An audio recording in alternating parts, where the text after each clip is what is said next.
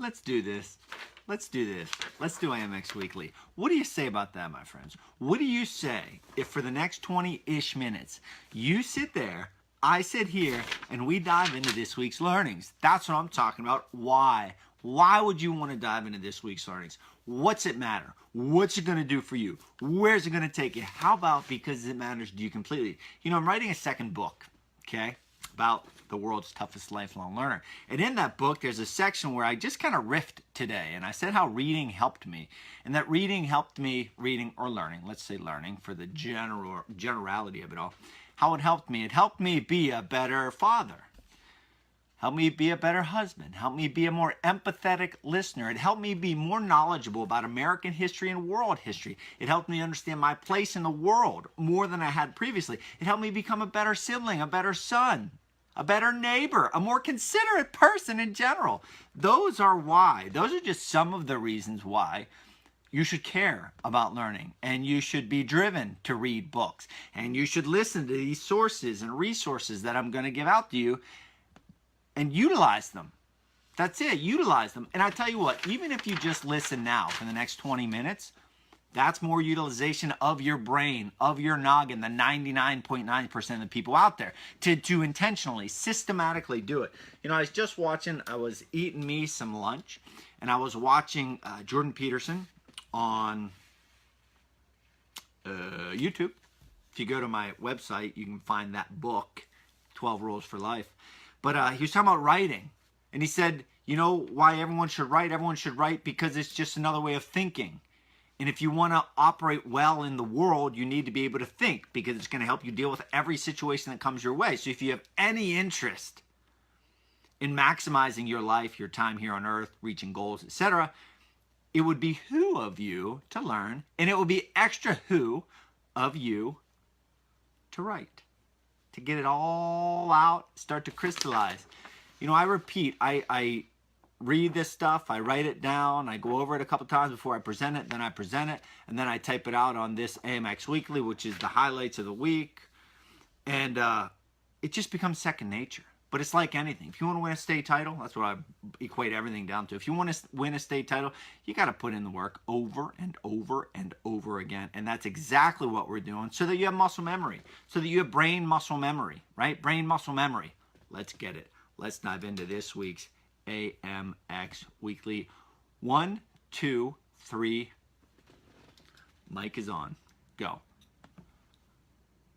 Hello, my friends, and welcome to another episode of AMX Weekly. This is the 91st week that I have done this. Not the 91st week that I've recorded AMX Weekly, but the 91st week in which I've taken everything I've jotted down in my notebooks and then put them onto a PDF with 7 bullet points, extracting some of the most poignant learning points of the week. 91 weeks of this. Holy moly. Let's dive into AMX Weekly. A quick reminder that if you're a fan of the show, we have 4 different tracks here on the Spaniard Show. We have AMX Books, which airs Monday through Friday, 8 minutes, short episodes, 2 or 3 learning points from what I read that day. Boom, right at you Monday through Friday. AMX Kids, which is developing into like my favorite time of the week, because I get to dive into these kids' books. Some of them are like small kid books. My daughter's 5, my son is 2, and they've both sat and listened to the last 2 books I've covered on the show. We have AMX Kids coming out on Tuesdays. If you're a teacher or an admin, use these in your classroom. Please, AMX Kids. Everything is uploaded to my YouTube channel, youtube.com/Charlie Spaniard. All the links that I throw out here, all the references, they're either in the show notes, below, above, to left, to the right of what you're listening to now, and or the links are on my website. All my social media, all that is up on the top of my website, which is charliespaniard.com, and or in the show description of these notes. It is all there. So let's dive into the 91st week of AMX Weekly, and we're talking about George Pocock. Now remember, George Pocock, in AMX Books, I'm reading the book, The Boys in the Boat.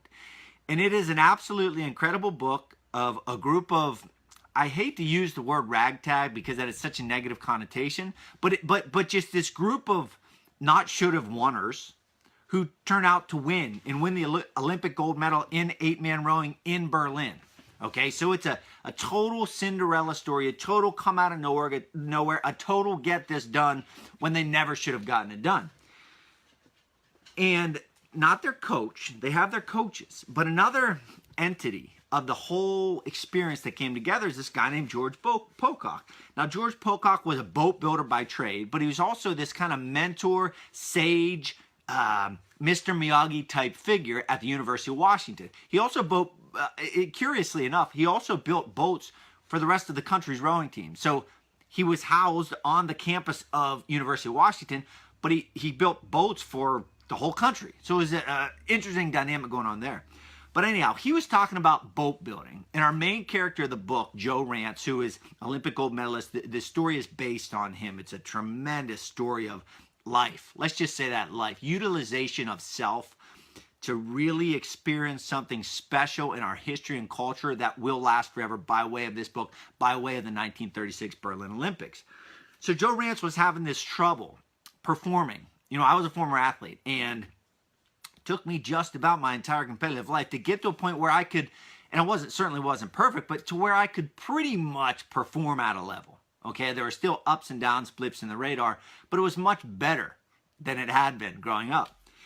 And Pocock is talking about Joe Rance, and they're trying to get inside of his mind, because here you have this guy who's like the best rower ever, has all this potential ability, etc., but he's not able to click it like that, right? He's not able to turn it on like that, so he starts to dive into the makings of Joe Rance. And so they have this conversation. George Pocock builds boats, super passionate about boats, super passionate about wood, super passionate about hands-on, like the tactile sense of the wood, the observations, the history, the story of the wood, the characteristics, the adversity. All of this ties into his appreciation of building boats. And he says about boat building. And as I say this, yes, we're talking about building boats. If you're anything like me, probably never going to build a boat. Probably never. Probably if you're like me, never going to build anything. Though I do have that on my bucket list to become more handy. But George Pocock talking about boat building, he says this, quote, and I want you to think about your life, okay? So forget about building a boat, but apply this to your life.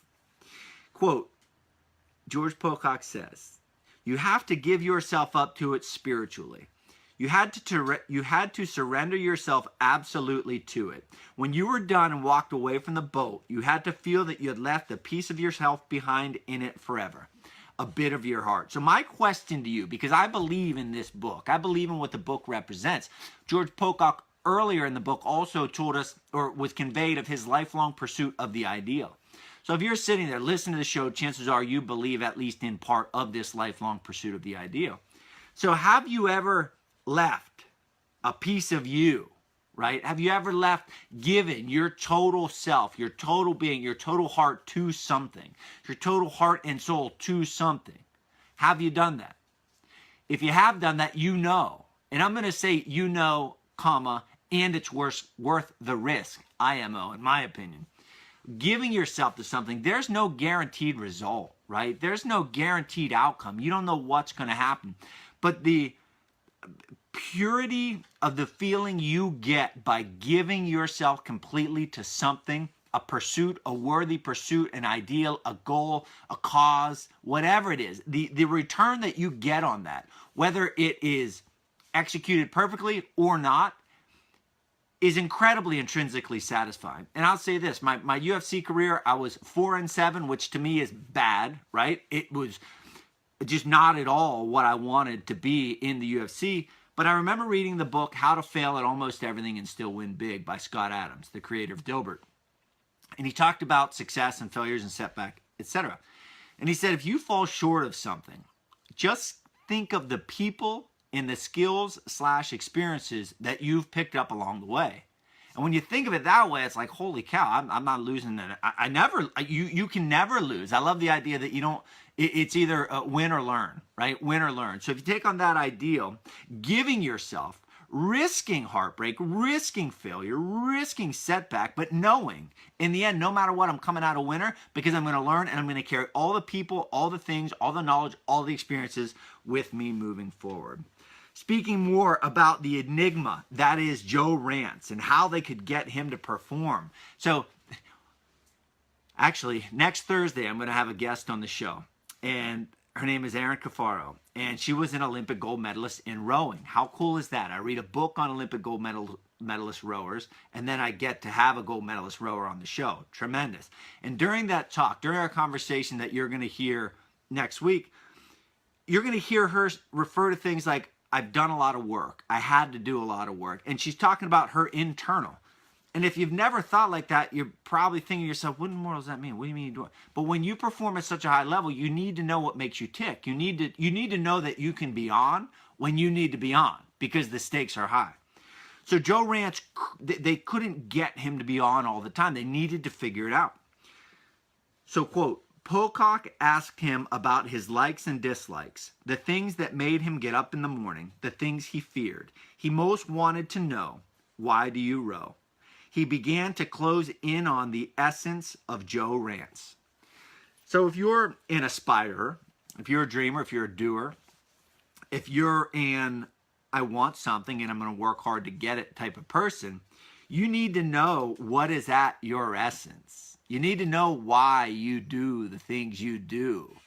And I think a really good way to do this, I did it actually when I was creating the lesson plan for AMX Book 632, from where this came from, is asking yourself, have someone else ask you, say, friend, ask me what makes you tick.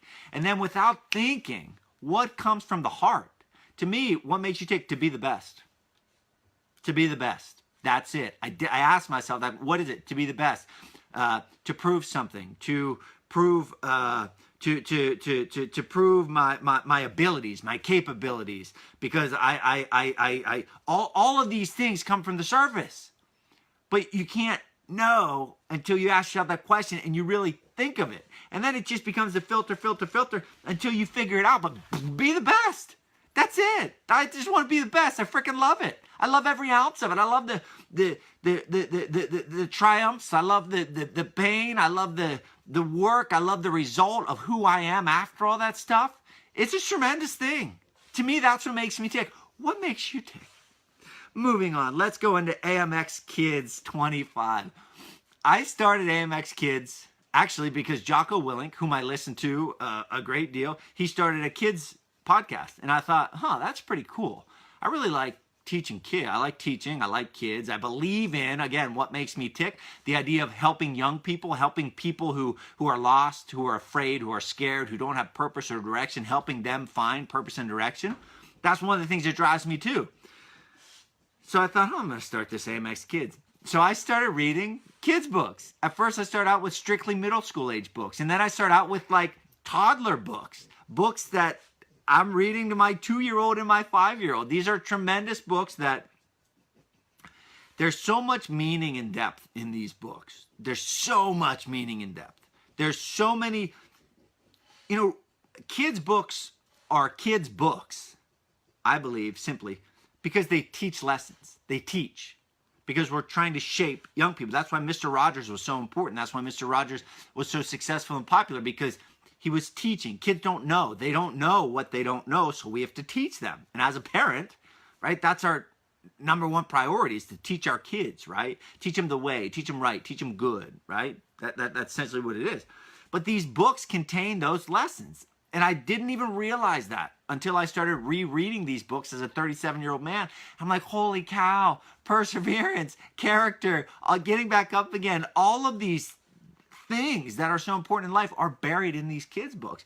And on this past Tuesday, I read After the Fall, How Humpty Dumpty Got Back Up Again. And would you believe, so this is a kid's book, standard big kid's book. I read to my son and daughter in 10 minutes, something like that. The history. So I thought this was going to be easy peasy. I thought I was going to order it. It would come. I'd read it. Boom. Make a few notes. Talk about Humpty Dumpty. Pop, pop, pop. Boom. Bang. No. Do you know how much history there is that goes into Humpty Dumpty? Do me a favor. Google origin of Humpty Dumpty. Humpty Dumpty origins. It's going to blow your mind. And there's no exact. Nobody knows for sure. I think it was 1797, I think, was the first time it was used. I think it came out later, 1800s. It was supposedly a nursery, a riddle that developed into a nursery rhyme. There's a lot of research that says it refers to a big not a cannon, but a big piece of war machinery or equipment that fell off a wall during the English Civil War. I think in 1648 was the date. It was a rabbit hole of learning. So if you're at all interested in kids books, you want to just smile, make sure you listen to these AMX kids books, and then do yourself a favor right now. Seriously, hit pause, whatever. Google Origins of Humpty Dumpty, and it's going to take you down the rabbit hole to which I went down last week. Moving on to Wednesday's episode of AMX Books, we're going back to George Pocock, talking to Joe Rance about the beauty. They really do a great job in this book. Let's see, I started this, like 10 or 13 days ago. If you would have said to me, Spaniard, what do you know about rowing and do you care about rowing? I would say I know nothing about rowing. The amount of times I've thought about rowing, I count on two hands. When I drive into Philadelphia on the Schuylkill Expressway, I see the Schuylkill River with the rowing houses and the boats, and that's as much as I know. That's as far as I think. Then I read this book and I get freaking into it, like super into it. The dynamics, the team dynamics, the boat, the love and the care and the respect that Pocock puts into building the boats, the togetherness of the team, the personal struggles, the physical pain that these fellas go through when they're rowing in Washington in the winter with ice frozen to their bodies in their cotton gear. It's just incredible. So Pocock is talking to Joe Rance about a race being like a symphony, right? Symphony. I can't even make the noises, but I'm making the gestures with my hand. A symphony. All these instruments playing together. That's a symphony. Over here, over there, high, low, up, down, left, right, deep, high, bop, bop. That's a symphony. So Pocock says to Joe about a race being like a symphony. What mattered more, I've heard this so much lately, what mattered more than how a man rode was how well everything he did harmonized with what the other fellows were doing. It wasn't about you. Quote, if you don't like some fellow in the boat, Joe, you have to learn to like him. It has to matter to you whether he wins the race, not just whether you do. It has to matter to you if he wins the race, not just whether you do. How well do the things you do interact with the people around you? Just yesterday, I was talking to a parent, middle school teacher who said, I was telling him about what I do, and he said, it's so important, man. What good is education if you can't work well with others? He had no idea I made this note in my book. Jordan Peterson talks about it all the time. Don't let your kids do anything that makes you dislike them, because you need to be able to interact with the world around you. Peterson also said, he was just on Rogan, about the two greatest gifts you can give yourself or create within yourself is a high level of competence and an interconnected network of reciprocity. Meaning you're very good at what you do, and you do it in such a way that people appreciate it and want to reciprocate. That right there. You've got to function well in this human symphony. So how well do you play your instrument? Moving on. So all of this is coming together. There's ups and downs in this book. The fellas are doing well. The individuals are doing well. Then they get sick. Then they get demoted to junior varsity. It's not all sunshine and rainbows, as my friend Rocky likes to say. It's not all sunshine and rainbows. But it was all coming together in 1936, the year of the Berlin Olympics. So why? Quote, the Washington boys were rowing as if in a kind of trance now, somehow detached from themselves, yet keenly aware of one another's every minute motion. There was almost no pain. Pain! Pain! No pain, baby. No pain. There was no pain. I was reading this, and I was thinking again about the Jordan Peterson interview on Rogan, and then I was thinking about the book Flow by Mihai Csikszentmihalyi. I learned how to say that word. But it brought into this idea back into my mind about flow, which is credited to Mihai. And then also this idea of being in the zone, of which Jordan Peterson was talking on his latest episode of the Joe Rogan Experience. So if you want to get to that place where you're stretching yourself, right, where you're performing, without a doubt, my fight against Rick Story, June 26, 2011, that was the epitome of me doing this in my competitive life. That jumps out. There were a few other nights, but I mean, that was as good as it got. But if you want to put yourself in that situation, you've got to be just beyond your level of competency. So flow, or being in the zone, results. when your ability level, right, toe the line, your ability level. Now take 1 or 2 or 3 small steps forward, and that is your zone of flow. That is your being in the zone. It's got to be just beyond your capability, because if you just stay at that line, you're never going to stretch yourself. But if you're looking to put yourself in that type of situation, the type of situation that these boys were in, they were in the zone. They were flowing, baby. That's by putting yourself just beyond that tip of competence. Moving on to this week's interview. This comes with my friend Matt B. Davis. You can hear the smile in my voice because Matt is one of those guys that's going to make you smile. He is a podcaster. He is an obstacle course racing media hub. That's what he is, right? An obstacle course racing media hub. His podcast is called Obstacle Racing Media, as is his website. So if you're into obstacle racing, if you're into trail running, adventure racing, etc., Obstacle Racing Media, Matt B. Davis is the man. I also learned that he started out in stand-up comedy. Stand-up comedy. How stinking ballsy is that? Stand-up comedy. He says this about his experience, quote, "I pursued stand-up for a lot of the wrong reasons. I thought it would get me girls, but some people actually do the work. If you talk about Seinfeld back then, if you talk to anybody, they'll tell you that he was always a hard worker. He wrote more jokes. He just knows what his job is, and he's going to write. I never applied the discipline that I now know about actually working on the craft of stand-up." So there's this idea, Stephen Pressfield wrote the book Turning Pro. There's this idea, we do what we do and we think we're good at it. But then we're exposed to someone who really does what we do and they're really good at it. He's talking about Seinfeld and comedy and him knowing what his job was. His job was to write jokes, and he wrote jokes. He didn't rest on his laurels. If you were following AMX books, when I read Kevin Hart's book, it's the same deal. Kevin Hart, he flat out said, his mentor, Keith Robinson, said to him, "Look, dude, you're funny. That's going to work to get past the door. Some knuckleheads who just came here to laugh. But if you really want to master the craft of comedy, this is how you're going to do it." And then Kevin Hart bought into the idea of really mastering that craft. Matt got away from stand-up, but in what he does now with Obstacle Racing Media, he also hosts the Atlanta podcast, theatlantapodcast.com, which is an Atlanta-centric podcast, but it includes all kinds of walks of life. But that's it, folks. You've got to do the work. You've got to turn pro. The only way you're going to know how to turn pro, or if you're pro or not, is by exposing yourself. There's a reason I say to myself, what would Frankie Edgar do, folks? Pick your person. What would they do? Now, lastly, but not leastly, let's talk about making the Olympics. I talk a lot about connection. This book has a lot to do with connection, belonging to something bigger than yourself. You hear that idea, mission above self, in a lot of the books that I read. And if you're a person who's out there and you think to yourself, man, I could be doing better in life, or I need something more in life, oftentimes it's simply a connection.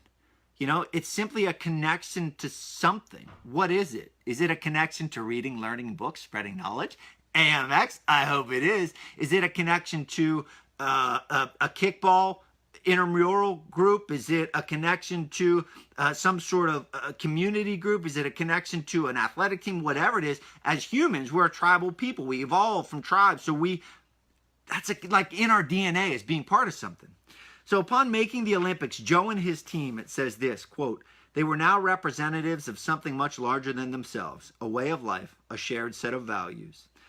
The things that held them together, trust in each other, mutual respect, humility, fair play, watching out for one another, those were also part of what America meant to all of them." So if you want to build a team, if you're part of a team and you're thinking like, how can we improve this team? I want to repeat those values again. We have trust in each other. We have mutual respect. We have humility. We have fair play. We have watching out for one another. Put them on a whiteboard with your team, with your group, with your class, and answer, hey, are we in alignment with these values? Do we have these values? And where you don't, that's where you got to start to go to work. This has been AMX Weekly 91. I sincerely appreciate, I think I'm getting a little hoarse. I sincerely appreciate you tuning in. Remember, all of these videos, the video of the audio you're listening to, is going to be uploaded to youtube.com/Charlie Spaniard. I stream them live at facebook.com/Charlie Spaniard. All of those links, as well as the book links, I throw out a lot of books. They're all on my website, charliespaniard.com. Just click on the reading list. My speaking programs, patreon.com/Charlie Spaniard. If you'd like to support the show monetarily for as little as $1 a month and get some pretty cool stuff in return. We have our first auction coming up where I'm going to send one of our Patreoners some pretty cool swag. That's it, folks. Thanks for tuning in. Go read a book. Whew. Thank you all for tuning in. I sincerely appreciate it.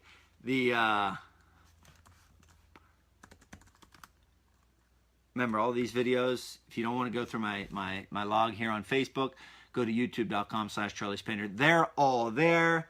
The Patreon link. We have 7 people helping support the show so I can learn more, do more, and bring more to you. That's Patreon, patreon.com/Charlie Spaniard for as little as $1 a month. I'll see you all Monday morning for AMX Books 636. See you.